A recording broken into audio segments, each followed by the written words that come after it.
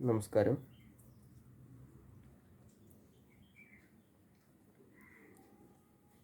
ഇന്ന് പറയാൻ പോണത് കണ്ടകശനി, ഏഴരശനി,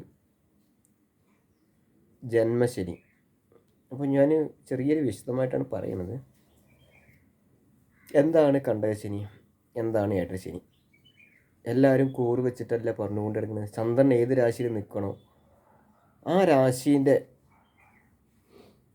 എത്രാം ഭാവത്തിലാണോ ആ ചന്ദ്രൻ മുതൽ എണ്ണും. ചന്ദ്രൻ മുതൽ ഇപ്പോൾ ഉദാഹരണം പറയുകയാണെങ്കിൽ ലഗ്നം വന്നിരിക്കുന്നത് ചിങ്ങം, ചന്ദ്രൻ വന്നിരിക്കുന്നത് ചിങ്ങം. ചിങ്ങത്തിൻ്റെ ഏഴാം ഭാവത്തിൽ ഇപ്പോൾ ഒരു ഉദാഹരണമായിട്ട് എടുത്താൽ മതി കേട്ടോ. ഒരു കണ്ടകശനീൻ്റെ കാര്യം പറയുകയാണ്. ഏഴാം ഭാവം എന്ന് പറയുന്നത് നമ്മുടെ കുംഭൻ രാശിയാണ്. ചിങ്ങത്തിൻ്റെ ഏഴാം ഭാവം കുംഭൻ രാശിയാണ്. അപ്പോൾ കുംഭൻ രാശിയിൽ ഇപ്പോൾ ശനി നിൽക്കുകയാണ്. അപ്പോൾ ഇന്ന് ചന്ദ്രൻ ചിങ്ങൻ രാശിയിൽ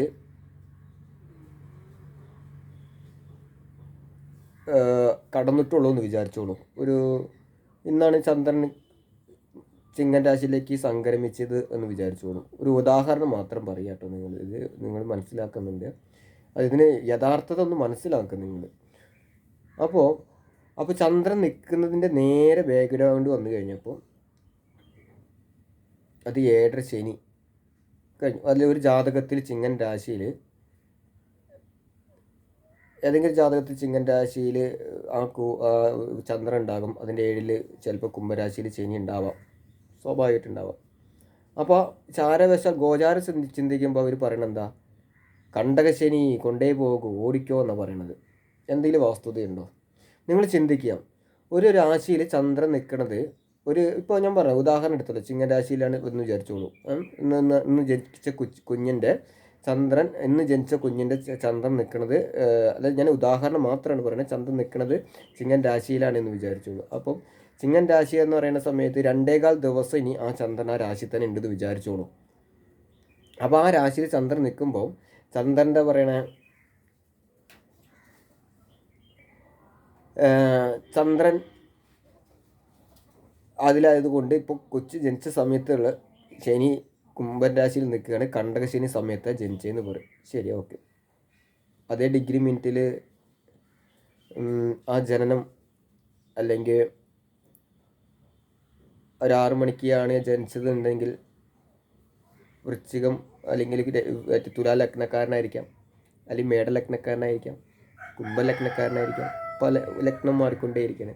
രാവിലെ ഇപ്പോൾ എവിടെയാണ്? ഇന്ന് ധനുരാശിയിലേക്ക് രവി മാറിക്കഴിഞ്ഞു.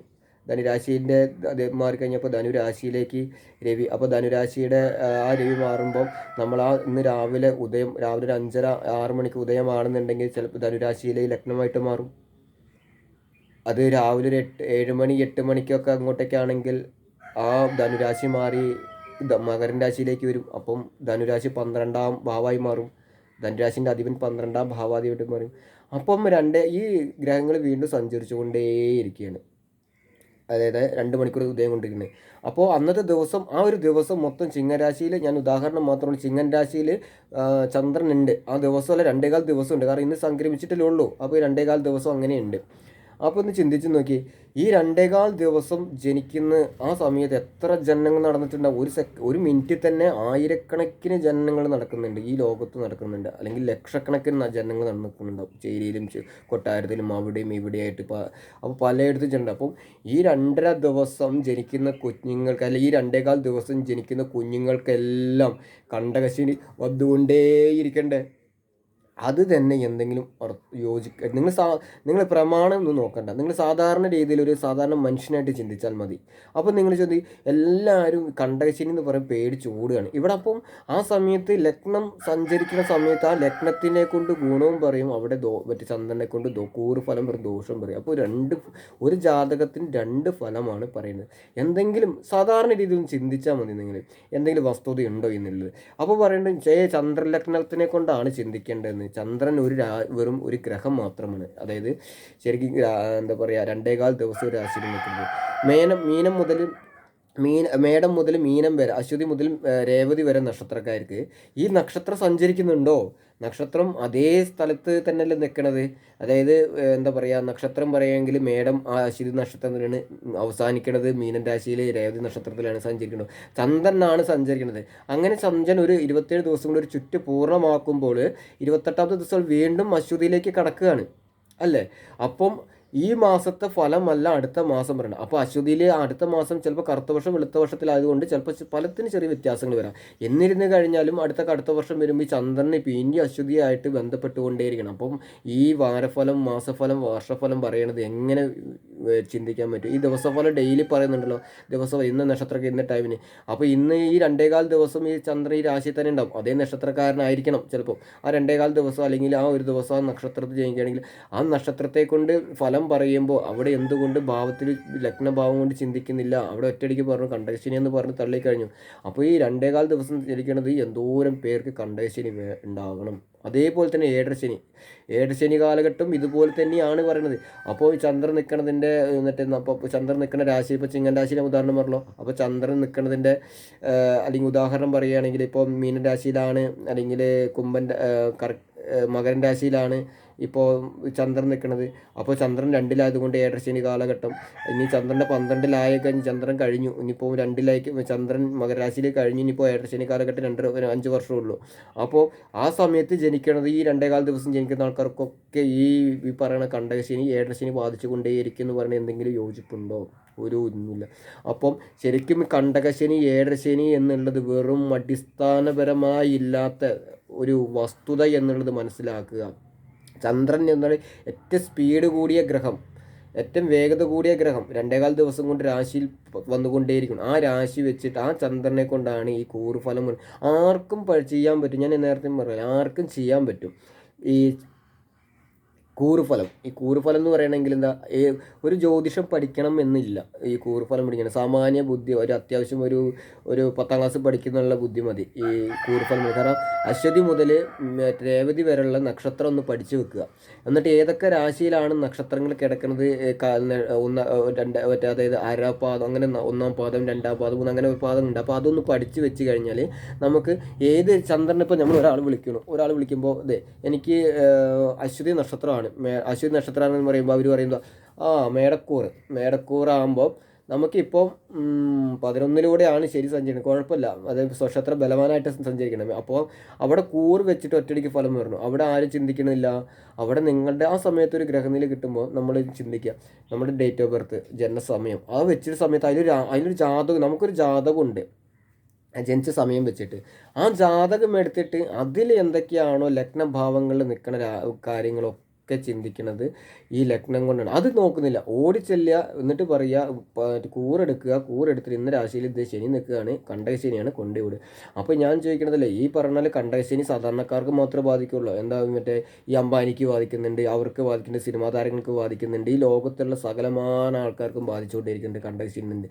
അപ്പോൾ നിങ്ങൾ ചിന്തിച്ചു നോക്കി, എത്ര അങ്ങനെ കണ്ടകശനി കൊണ്ട് കേരളം ഇപ്പോൾ പറഞ്ഞ പോലെ നെട്ടുമുട്ടിൽ ഓടിക്കൊണ്ടേയിരിക്കണം, ജനങ്ങൾ ദുരിതങ്ങളായിക്കൊണ്ടേയിരിക്കണം. അപ്പോൾ അതിനൊരു വസ്തുതയുണ്ടോ ഇല്ലയോ നിങ്ങൾ തന്നെ ചിന്തിക്കുക. ഞാനിവിടെ ആരോടും എൻ്റെ വീഡിയോസ് ലൈക്ക് ചെയ്യാനോ ഷെയർ ചെയ്യാനോ ഞാനൊന്നും പറയുന്നില്ല, സബ്സ്ക്രൈബ് ചെയ്യാനും പറയുന്നില്ല.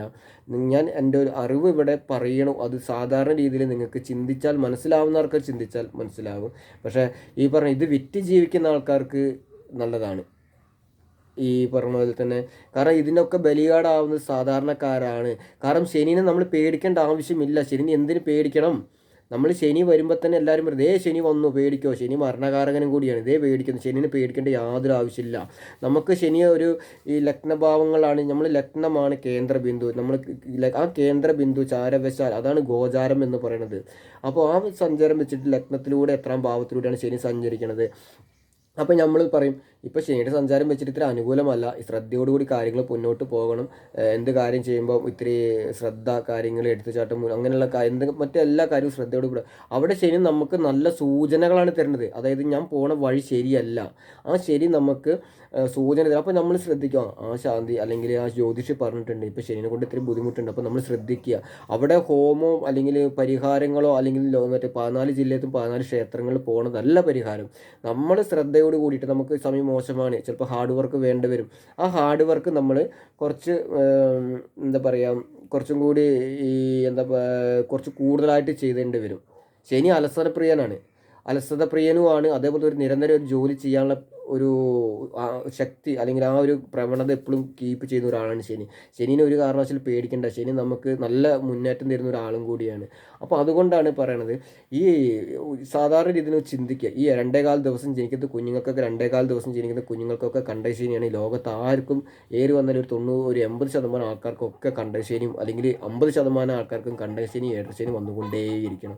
അപ്പോൾ ഒരു അടിസ്ഥാനവുമില്ല കണ്ടകശനി, ഏഴരശനി, ജന്മശനി എന്ന് പറഞ്ഞാൽ ലഗ്നമാണ് നമ്മുടെ കേന്ദ്രബിന്ദു. ലഗ്നത്തിലൂടെ ലഗ്നഭാവം കൊണ്ട് 12 രാശിയിൽ ലഗ്നം 12 മേടം മുതൽ മീനൻ രാശി, അതിൽ എവിടെയെങ്കിലും മറ്റേ ഓരോ 10 പേർക്കും 10 രീതിയിലുള്ള അഭിപ്രായം ഇതായിരിക്കുമല്ലോ, ഗ്രഹനിലായിരിക്കും. അപ്പോൾ മേടം മുതൽ 12 രാശിയിൽ എവിടെയെങ്കിലും ലഗ്നം ഉണ്ടാകും. ആ ലഗ്നം മുതലാണ് നമ്മുടെ ഭാവി കാര്യങ്ങൾ, അതായത് ഈ ഗോചാരം ചിന്തിക്കുന്നത്. അപ്പം അത് ഒന്ന് മനസ്സിലാക്കാൻ വേണ്ടി ചെറിയൊരു വീഡിയോസാണ് ഞാൻ പറയുന്നത്. സിമ്പിളായിട്ട് ഒന്ന് ചിന്തിക്കുക. എന്നിട്ട് ഞാൻ ആരോടും ഷെയർ ചെയ്യാനും പറയുന്നില്ല എൻ്റെ വീഡിയോസ്, സബ്സ്ക്രൈബ് ചെയ്യാനും പറയുന്നില്ല, അതേപോലെ തന്നെ കമൻറ്റ് ചെയ്യാനും പറയാം. അതൊക്കെ നിങ്ങൾ കേട്ടിട്ട് തൃപ്തി ഉണ്ടെങ്കിൽ മാത്രം എൻ്റെ ഒരു അറിവ് ഞാൻ ഇവിടെ വെച്ചു എന്നുള്ളൂ. അത് ഞാൻ ബുക്കിലൂടെ അല്ല, നമ്മൾ സാധാരണ രീതിയിൽ നമുക്ക് ചിന്തിച്ചാൽ കിട്ടാവുന്ന ഉത്തരങ്ങൾ മാത്രമേ നമുക്ക് ഉള്ളൂ. ഓക്കെ, അപ്പോൾ പുതിയൊരു വീഡിയോസുമായിട്ട് വീണ്ടും വരാം. നന്ദി, നമസ്കാരം.